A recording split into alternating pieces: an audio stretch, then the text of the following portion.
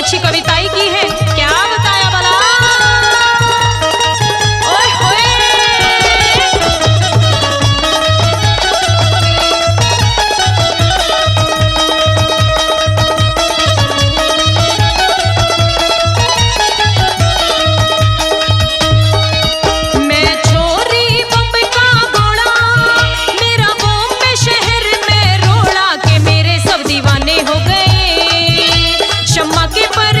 हो गए।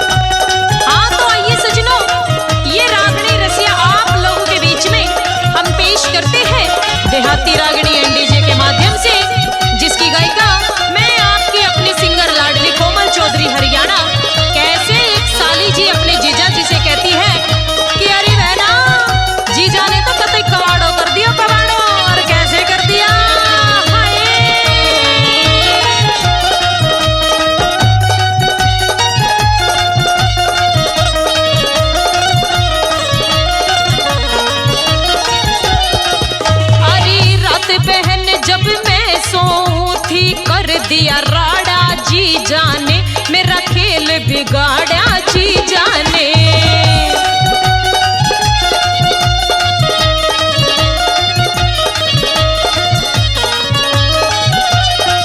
सुने रात बहन जब मैं सोऊं थी, कर दिया राड़ा जी जाने, मेरा खेल बिगाड़ा जी जाने।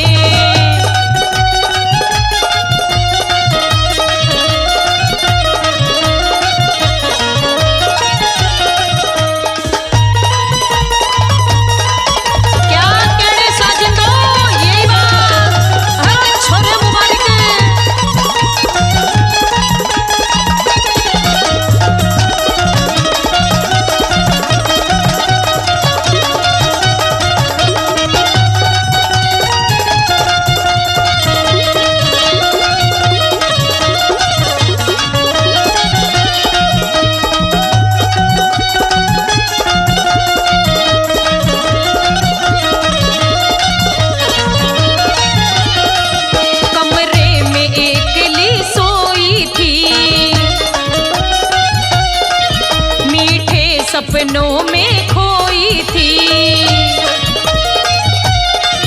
कमरे में एकली सोई थी, मीठे सपनों में खोई थी। उस बैरी ने मुझको टोई थी, ओ बैरी ने मुझको टोई थी, कर दिया खाड़ा जी जाने, मेरा खेल बिगाड़ा जी जाने।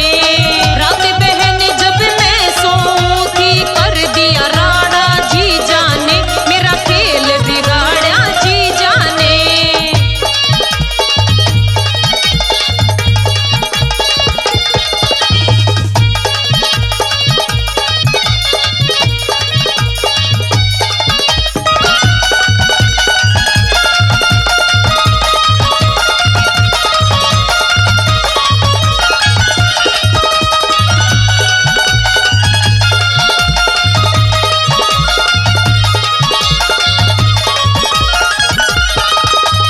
धीरे धीरे हाथ लगाया, फूल गई सरसों सी काया। अरे धीरे धीरे हाथ लगाया, फूल गई सरसों सी काया। बहन मेरी कुछ समझ न आया, बहन मेरी कुछ समझ न आया, कर दिया खाड़ा जी जाने, मेरा खेल बिगाड़ा जी जाने। रात बहन जब मैं सोऊं थी, कर दिया राड़ा जी जाने, मेरा खेल बिगाड़ा जी जाने। क्या कहने उस्तादो?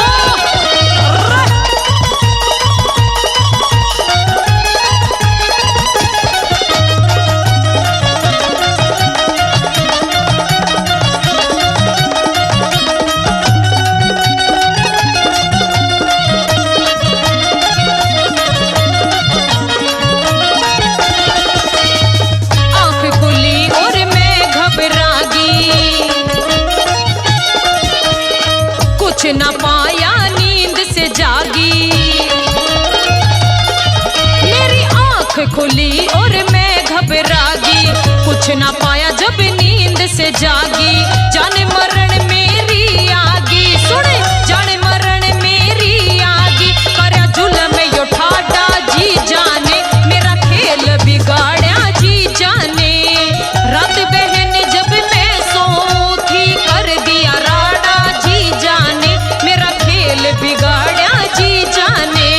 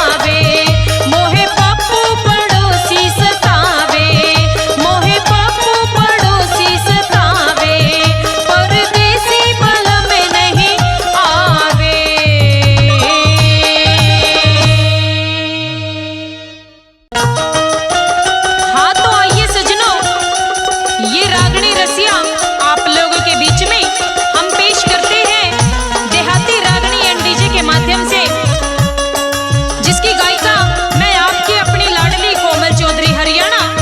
कैसे एक लड़का अपनी चाची से कहता है कि चाची, चाचा को इतनी आंख मत मारा करो वरना मेरा चाचा घड़ो बिगड़ जावेगो। और क्या बताया वाला, हाय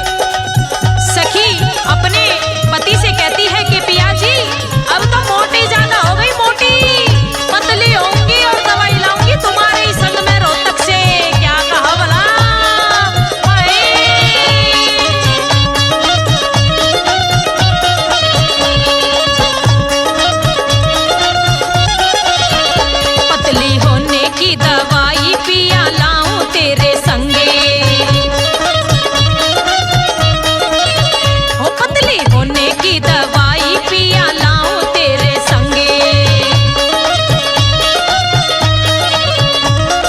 खाते पीते मोटी हो गई,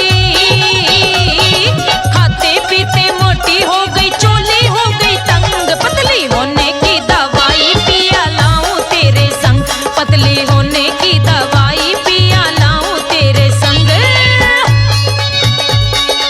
पतली हो गई रहूंगी अब तो 1 महीने के अंदर अंदर, मैंने भी कतई ठान ली।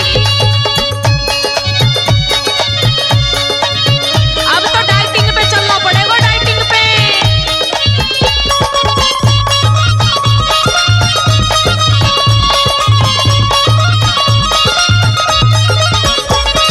मोटी मोटी कह के ताने मारे सखी सहेली,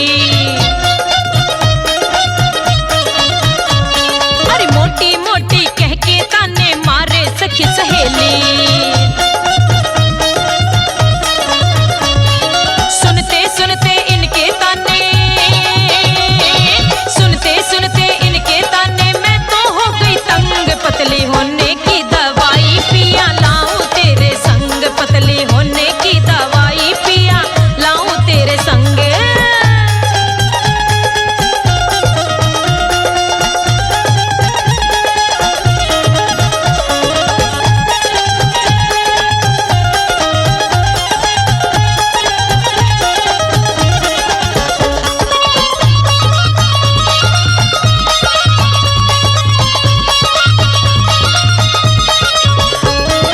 आड़ी तिरछी चाल चलूं मैं दुनिया हंसी उड़ावे,